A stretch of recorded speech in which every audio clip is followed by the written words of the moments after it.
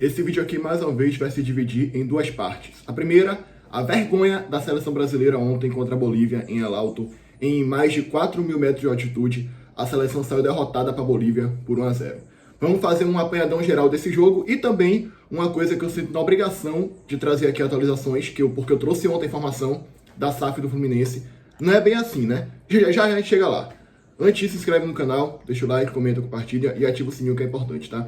Então, galera, eu falei pra vocês, eu não me surpreenderia se a Bolívia ganhasse do Brasil na altitude. Porque, primeiro, 4.000 metros. Você correr a 4.000 metros é bastante complicado. O Bahia passou por isso esse ano. Mas detalhe, tá? O Bahia jogou em La Paz. O Bahia não jogou em El Alto. El Alto é ainda pior, porque La Paz são 3.600 metros. El Alto são 500 metros a mais de altitude. E a Bolívia, inclusive, começou jogando em La Paz, viu que não deu tanto resultado, foi para El Alto. É uma arma que os caras têm. Fazer o quê? É uma arma que os caras têm, pô. Vai proibir? Não. Eu quero jogar na minha cidade aqui, no meu país. Vai proibir? Não tem como. Assim como em outras coisas também nós temos algumas complicações de fatores externos. Temos o frio, para quem for jogar na Europa, o calor, para quem for jogar num país com muito calor. Infelizmente, situações climáticas que interferem no jogo pode acontecer em qualquer jogo, em qualquer lugar. Infelizmente, os caras têm essa arma aí da altitude e eles usam. Fazer o quê?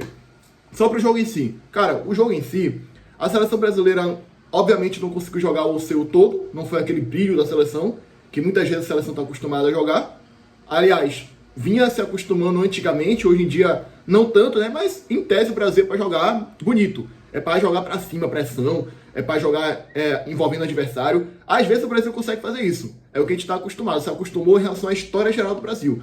Ontem não foi assim. Acho que o Brasil até jogou direitinho, à medida do possível, teve chance de gol, chegou a chegar no ataque algumas vezes. Mas, cara, 4.000 metros de altitude é muito complicado. A Bolívia fez 20 pontos na eliminatória. 17 deles foi só no El Alto. Foi só no estádio que jogaram ontem, de 4.000 metros de altitude. Isso aí já fala por si só. A Bolívia só venceu um jogo fora de casa, que eu não me recordo aqui agora contra quem foi. Estatística pra vocês na tela aí, já diz tudo. Finalizações, 23-10. Chutes a gol, 10-3. Brasil tem mais posse. Isso aqui eu acho que foi até bom, porque para você jogar na altitude, você tem que ter mais posse, você tem que tentar segurar a bola ao máximo para poder tentar, de alguma forma, diminuir o prejuízo da altitude. O Brasil conseguiu fazer isso, mas foi insuficiente, né? E vale lembrar, o Brasil jogou ontem contra a altitude, contra o Gandula, a torcida que jogou bola dentro de campo e bola furada. Então vamos lá.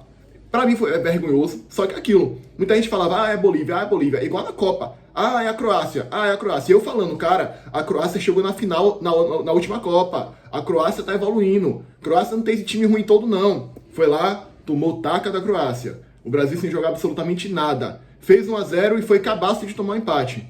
Ontem, mesma coisa. É a Bolívia, rapaz, altitude. Vale vaga pra Bolívia. Sabe por que a Bolívia fez a pré-cepada que fez ontem? De bola em campo, de bola furada? Porque o desespero, irmão. Sabe quanto tempo tem que a Bolívia não disputa uma Copa? 10, 20, 32 anos. E a Bolívia não vai nem para repescagem. Detalhe, tá? Se fosse no modelo convencional, muita gente critica o novo formato por causa disso, inclusive. Se fosse no último modelo convencional, a Bolívia ficaria de fora de novo. A Bolívia só foi porque são 48 equipes. E não é que, pra você ver a situação, não é que a Bolívia ontem se classificou para a Copa, não. Classificou para uma repescagem para ver se vai para a Copa. E eles precisaram fazer esse estardalhaço todo para classificar. Precisou de altitude, de bola em campo, enfim, tudo que você já sabe, né? Então a Bolívia não conseguia ir nem para a repescagem da Copa. E aí, vamos lá, vou trazer para o Brasil também. Meus amigos, se fosse no último modelo de 32 equipes, a gente teria ido para a repescagem. Já a gente chega lá, tá? Então a Bolívia se classificou para a repescagem da Copa. Eu tô falando um pouco da Bolívia aqui também porque eu gosto de falar de futebol no geral e até ontem no pós-jogo do GE também falaram bastante da Bolívia. Porque eu me compadeci dos caras, de verdade. Um país que tá muito tempo sem ir pra Copa, a emoção dos caras, a emoção da torcida, foi muito bonito de se ver. De fato, foi muito bonito de se ver. Isso aí não se contesta. Uma coisa que eu ia falar que eu esqueci. Esse formato é muito criticado por isso. Países com menos tradição, com menos força, como Bolívia, Nova Caledônia, acaba podendo ir pra Copa, porque aumentou. Se fosse no modelo convencional, como eu falei, a Bolívia não iria nem para a repescagem. Mas enfim.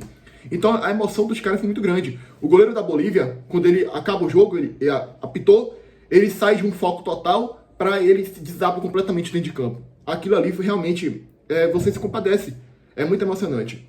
Meus parabéns à Bolívia, vocês merecem, né? Agora sim, a repescagem da Copa não é jogada na altitude, não. Não vai ter altitude para vocês, não, tá?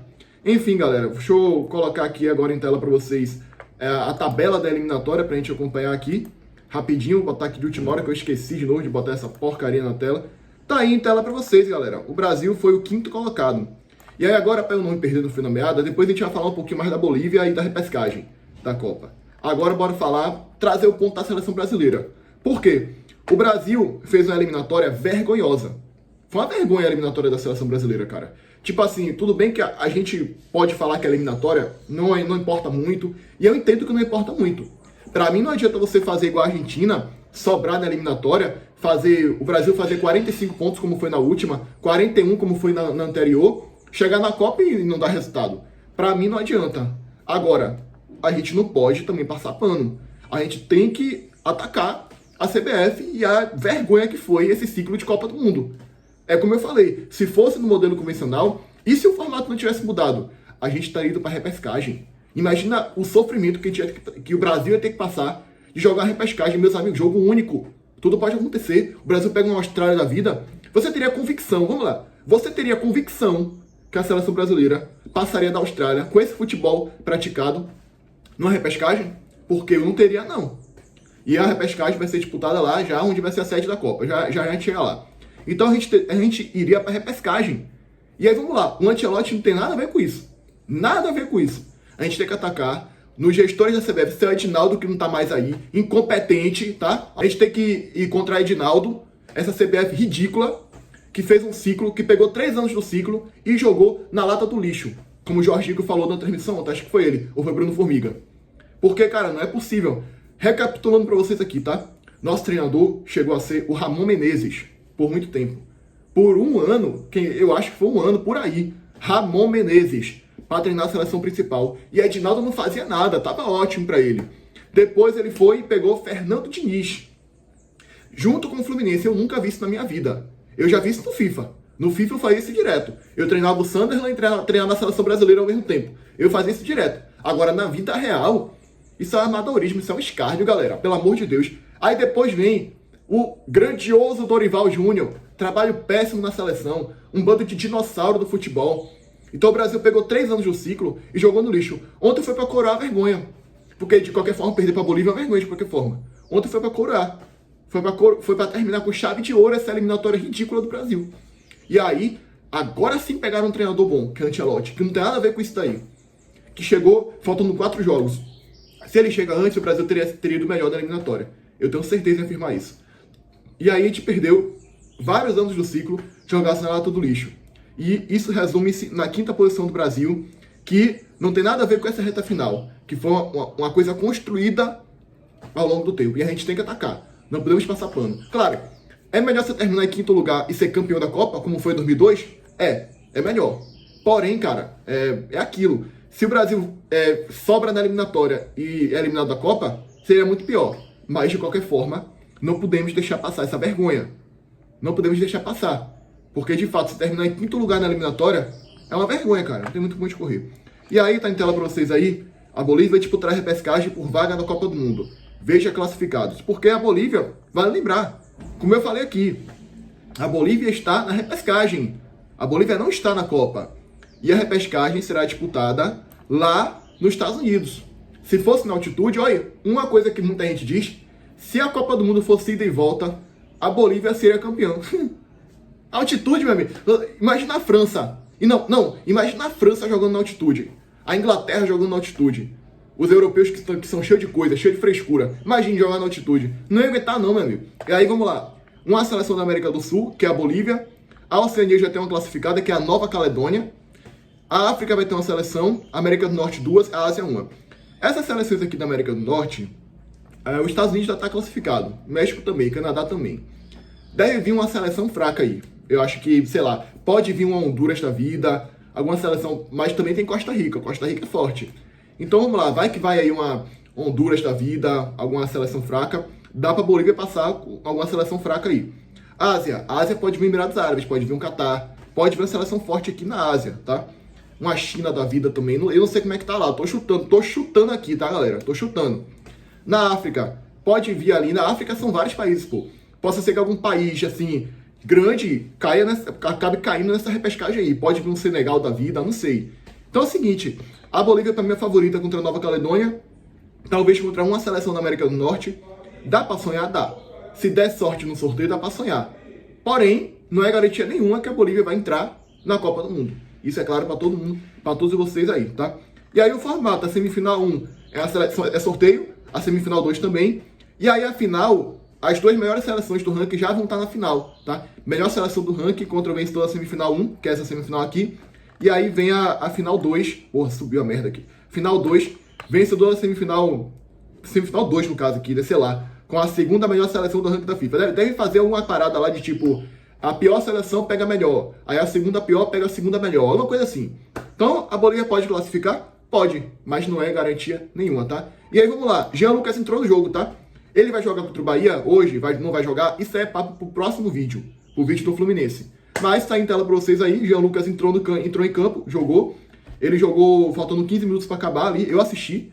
Eu comecei a prestar muita atenção mais no jogo quando ele entrou, eu comemorei como se fosse um gol do Bahia a entrada de Jean Lucas, porque de fato, isso aqui é histórico, cara. Eu tô vendo um jogador do Bahia, do meu time, jogar na seleção. Algo que eu jamais imaginava quando eu era pequeno, quando eu era adolescente, quando eu era criança. Quando eu vi o Bahia jogando Série B, sendo rebaixado, que eu vi o Bahia sem perspectiva nenhuma de melhora. E ontem eu vi um jogador do meu time jogar na seleção, coisa que eu achava que só sendo misto você conseguiria, tá ligado? Só torcendo pro Bahia e pro Flamengo, só torcendo pro time do eixo. Mas não, o Bahia provou que é possível e Jean Lucas entrou e fez uma boa partida. Ele faz um desarme no campo de defesa, um desarme que foi muito importante pro Brasil. Finalizou de fora da área ali, fez algumas finalizações. E ele foi bem, cara. Representou muito bem o Bahia. Fez uma baita partida. Uma pena que foi nessas condições, né, de altitude. Se fosse uma condição normal, uma condição mais comum, a gente poderia ver muito mais Jean Lucas, porque de fato ele fez uma baita partida ontem. Eu gostei bastante da partida de Jean, tá? E aí, vamos lá. Eu acho que eu já passei aqui o panorama geral da seleção brasileira, da Bolívia, a entrada de Jean Lucas. E agora vamos lá. O que é que eu também falo bastante pra vocês aqui? SAF é coisa séria. SAF não é qualquer um que chega e fala, olha, vou injetar dinheiro no seu clube, vai ser tudo lindo, tudo maravilhoso, a gente vai ganhar tudo, não sei o quê. Possa ser que tenha um golpe aí. Não é você arrumar uma coisa a longo prazo. É você ver muito bem um contrato, ver quem você está pegando para ser dono do seu clube, ver tudo direitinho, negociar tudo direitinho, como foi aqui no Bahia, com o Grupo City. Por isso que eu digo que o Bahia, para mim, é melhor SAF. Porque foi feita com responsabilidade, a médio e longo prazo vai ter muito mais consistência do que outras SAFs aí, que é só injeção de grana. Então, o Bahia foi feito com muita responsabilidade e você tem que tomar cuidado, cara. É igual você aí, olha, de novo eu com minhas analogias aqui de relacionamento e futebol. Chega uma mina pra você aí e fala, eu te amo, vou investir em você. Aí com uma semana tu é corno. Ou então ao contrário, né? Você faz isso com as minas aí, não sei. Aí com uma semana dá merda. É a mesma coisa. Não é uma 777 da vida chegar e falar assim, olha, eu vou fazer você ser maior do que o Flamengo. Olha, eu tenho dinheiro. A 77 tem dinheiro pra caralho, não sei o quê. Aí quando vai ver, é uma merda. É igual a Tricorp lá no Curitiba, que é uma empresa que não tem nada a ver com o futebol. Então o SAF é coisa séria. É um caminho sem volta. Eu sou super a favor da SAF. Tem a questão positiva? Tem. O Bahia com o Grupo City, por exemplo, dura pra sempre. Você tá com alguém competente comandando seu clube. Não é o caso aqui. Não me parece ser o caso aqui. E a gente só se espantou por causa do valor. Mas quando a gente foi ver mais informações, eu vi vídeo de Dezão ontem, vi várias informações, me parece ser furada. Então tá em tela pra vocês aí, informação do Planeta do Futebol. Vice-presidente do Fluminense afirma que os 6,4 bilhões não são de dinheiro novo da possível SAF. Absurdo, tá? O aporte é de 500 milhões. 500 milhões de dinheiro novo. 6,4 bilhões é um valor que vai vir uma parte desse aporte. E a outra parte é a geração de caixa do clube. Isso aqui não dá, cara. Isso aqui não é SAF, tá? Você pegar já dinheiro do clube para investir e dizer que é SAF, não é SAF. Bora ver o que o vice-presidente do Fluminense falou aí. Tá em tela para vocês, somzinho ativado, partiu. O aporte, ele é de 500 milhões. 6,4 bi é um valor que deve ser, uma parte disso vai vir do aporte, obviamente, e uma outra parte é com a geração de caixa do clube. É esse compromisso. Senão, a gente teria que ter uma proposta aqui de 6 bi e 400 de dinheiro novo, que não é o caso. O que eu acho que é o que vai ser discutido durante a negociação é quais são as penalidades se isso não acontecer. O Carlos já colocou a questão de suspensão de dividendo, o que obviamente é muito relevante, você fica com 10 anos sem poder distribuir nada, e a gente vai ter que discutir eventuais outras penalidades. Mas respondendo a sua pergunta de forma objetiva, uma parte vem dos 500 milhões, ou seja, desse dinheiro novo, e uma outra parte é geração de caixa. E aí a expectativa é de que o clube aumente a sua geração de caixa, e se não aumentar, o investidor não vai poder tirar nenhum real do que ele colocou aqui. O aporte. Então, galera, confesso pra vocês que eu não entendi tão bem assim a parte mais profissional, a parte mais técnica do bagulho. O que eu entendi é o seguinte: basicamente, o Fluminense está sendo vendido por 500 milhões de reais. Por 500 milhões de reais. Vocês acham que o Fluminense vale 500 milhões de reais? Um time que acabou de ser campeão da Libertadores, um time grande, vale só essa merrequinha? Porque é basicamente isso. E outra coisa, quando eu vi a notícia lá, 40 investidores tricolores, eu já achei estranho. Geralmente uma SAF é um grupo de futebol ou um dono específico. 40 investidores ao mesmo tempo é muito estranho, tá? Cada um ia se dividir ali pra dar uma merrequinha pro Fluminense. Ou seja, é golpe, cara. Torcida do Fluminense, é golpe. Você pode estar vendo esse vídeo aí. Hoje tem Fluminense e Bahia, vamos passar de vocês na Copa do Brasil, com fé em Deus. Mas é golpe, cara. Essa SAF aqui, isso aqui não é SAF. O Fluminense está sendo basicamente doado. A gente achava que 6,4 bilhões era dinheiro novo. Não, não é dinheiro novo. Parte desse dinheiro já é do clube. Isso é um absurdo, cara. Isso não é SAF. Isso daí já é associação, modelo associativo. Querem dar um golpe no Fluminense. Querem pegar o poder e ficar no poder. Porque SAF, quando o cara vira SAF, já era. O dono tá lá, você pode espernear, fazer o que for. Os caras são donos, já era. O Vasco conseguiu reverter, mas é uma exceção. Não é a regra. Geralmente não é isso que acontece. Posso dar um exemplo aqui prático? O Manchester United, na Inglaterra. Os Glazers estão lá há 20 anos fazendo miséria no clube. Uma gestão pífia, uma gestão pavorosa. A torcida tá lá esperneando, fazendo um protesto. E os Glazers não saem. Por quê? Porque são os donos. Porque são os donos. Se eles quiserem, eles ficam no United até morrer. Não tem como mudar. Então é um caminho sem volta. SAF, você tem que ter muita responsabilidade e muito cuidado com quem você está botando para cuidar do seu time. Porque os caras vão cuidar do seu time para sempre. Não tem volta. Até o dia que eles não quiserem mais. Não tem como você ir lá e ter uma nova eleição e tirar. Então tem que tomar muito cuidado, cara. Isso daqui é um golpe, tá? Me parece ser furada, me parece ser um golpe. Agora vem outras informações, porque não existe 500 milhões só de dinheiro novo. Você tá vendendo o seu clube. Um clube de tanta tradição, um clube grande, um clube que acabou de ser campeão da Libertadores, por 500 milhões, não existe, tá? Você tá basicamente doando o seu clube para um presidente que é como se fosse um presidente vitalício. Como se fosse um presidente que vai ficar no clube para sempre. Porque isso aqui, o Fluminense te arrecada. Me parece que o Fluminense te arrecada isso aqui por ano. Então, de fato, cara, basicamente isso. Vocês estão vendendo seu clube por 500 milhões, estão doando seu clube, tá? Isso que eu entendi, isso que eu tô repassando aqui para vocês, tá? E é isso, galera. Esse foi o vídeo. Se você gostou do conteúdo, se inscreve, deixa o like, comenta, compartilha, ativa o sininho. E é isso, tá? Até o próximo vídeo. Pré-jogo de Fluminense e Bahia, Copa do Brasil. Podemos fazer história hoje. Com fé em Deus, tá? Até o próximo vídeo. Fui.